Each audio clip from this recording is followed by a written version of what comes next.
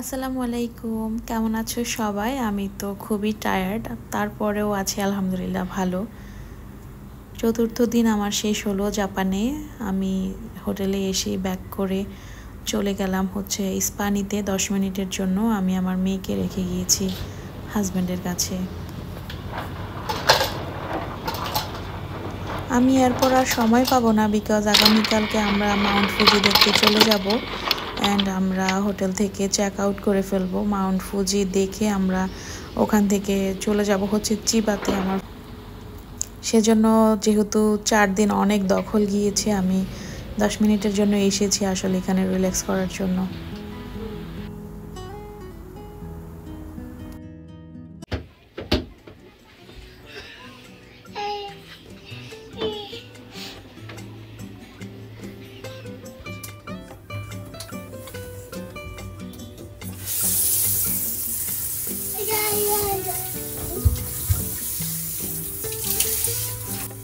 হোটেলে এসে মেয়েকে আমি গোসল করিয়ে দিচ্ছিলাম, সে খুবই খুশি হয়েছে ওয়ার্ম ওয়াটার পেয়ে।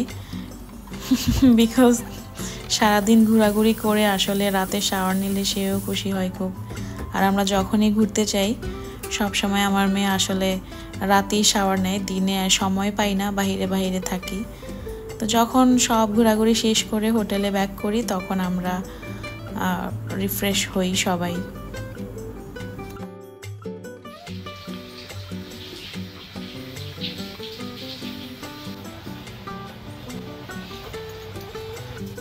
আর পরদিন সকালে আমরা খুব আর্লি উঠে পড়ি। আমি আমার হাজব্যান্ড গুছিয়ে নিচ্ছিলাম সব কিছু। মেয়ে এখনও ওঠেনি, তাকে ডিস্টার্বও করতে চাচ্ছিলাম না, যে সে আসলে যতটুকু টাইম পায় ঘুমাক।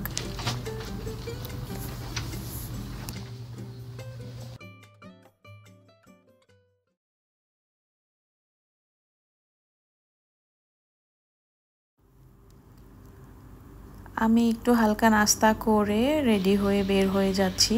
তেমন টাচ আপ আমি করবো না এখন, বিকজ সময় নেই। আমাদের গাড়ি বলা হয়ে গিয়েছে, গাড়ি নিচে চলে এসেছে। আমার হাজব্যান্ড কল দিচ্ছিল একটু পর পর যে নিচে নামো, গাড়ি চলে এসেছে।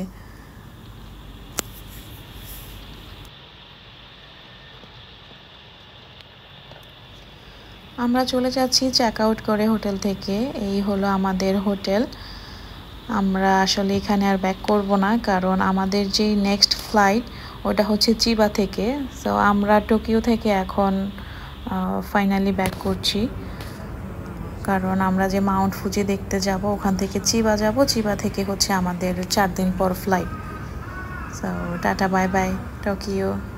আমার আসলে খুবই ভালো লেগেছে টোকিওতে।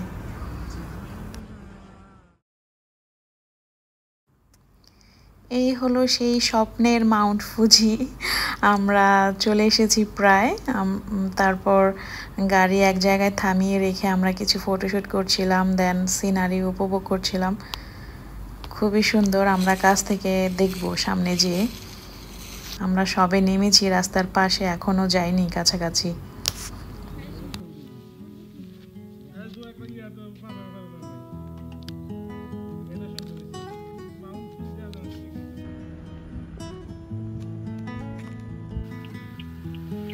আম্মু সাইডে যাও না, এদিক দিয়ে দেখছো না গাড়ি যাইতেছে। এই সাইডে যাও না, রে দবা রেসিবা।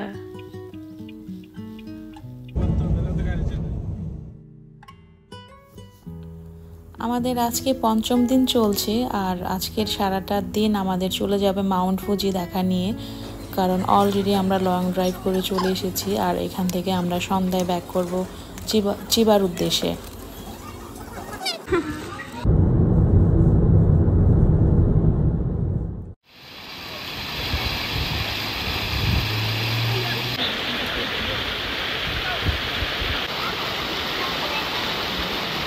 আলহামদুলিল্লাহ আমরা চলে এসেছি মাউন্ট ফুজির কাছে।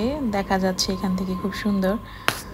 এর চেয়ে বেশি আসলে কাছে যেতে গেলে অনেক স্ট্রাগল করতে হবে। আমরা আসলে সেটা চাচ্ছিলাম না, যে যতটুকু দেখা যায়। কিন্তু ভালোই দেখা যাচ্ছে আলহামদুলিল্লাহ, খুব স্পষ্ট দেখা যাচ্ছে, খুবই সুন্দর। আসলে এটা স্বপ্নের, সেই ছোটবেলায় বইয়ে পড়েছিলাম মাউন্ট ফুজি অ্যাবাউট জাপান। আলহামদুলিল্লাহ আসলে আমার হাজব্যান্ডও খুব খুশি হয়েছে, আমিও খুশি হয়েছি আলহামদুলিল্লাহ।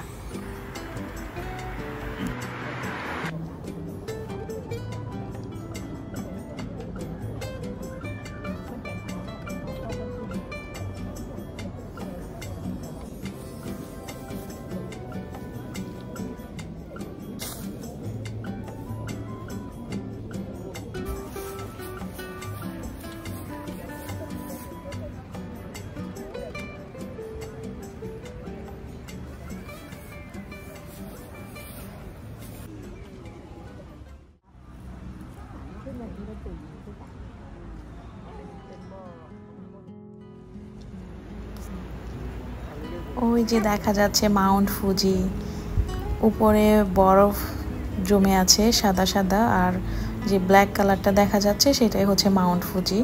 আর এটার ভিতরে কিন্তু আগ্নেয়গিরি আছে, এটা ইনঅ্যাক্টিভ, অ্যাক্টিভ না। এটা আসলে ভাবতে গেলে একটু ভয় লাগে, কিন্তু অনেক সুন্দর, আসলে আমার খুব ভালো লেগেছে। আর এটা ড্রিম ছিল যে আমি কখনো মাউন্ট ফুজি দেখবো, আমার হাজব্যান্ডেরও সেম ড্রিম ছিল যে মাউন্ট ফুজি দেখতে যাবে। আসলে মাশাআল্লাহ, আলহামদুলিল্লাহ, আল্লাহ কবুল করেছেন।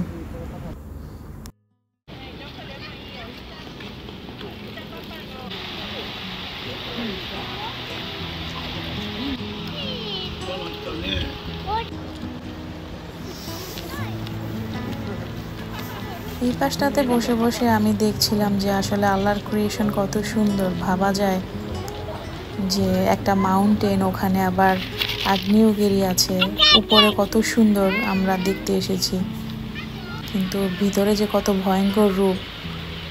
যাই হোক, এত গভীরে আমরা না যাই, আমরা আসলে সিম্পলি চিন্তা করি সব কিছু। তখন বাজে হচ্ছে দুপুর হয়ে গিয়েছে, ইয়েস, তখন দুপুর হয়ে গিয়েছে, কারণ আসতে আসতে আমাদের অনেক টাইম লেগেছে, অ্যাবাউট 3.5 ঘন্টা লেগেছে আমাদের বাই কার। আমরা মাইক্রো বাস নিয়ে নিয়েছিলাম, ওখানে ভালোই টাইম লেগেছে।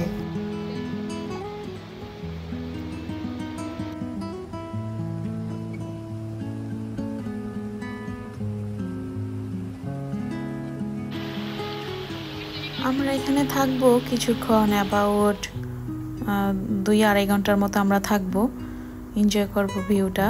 আর অলরেডি যেহেতু সন্ধ্যা হয়ে যাচ্ছে, আমাদের এখন চিবা চলে যেতে হবে।